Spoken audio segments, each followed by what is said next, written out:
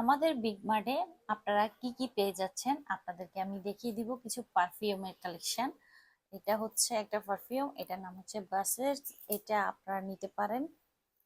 আমাদের এখানে body spray আছে, আপনারা চাইলে এই বডি স্প্রে গুলা নিয়ে নিতে পারেন। Victoria secret. আমাদের এখানে আরো আছে ব্ল্যাক হট, অ্যাক্টিভ ম্যান।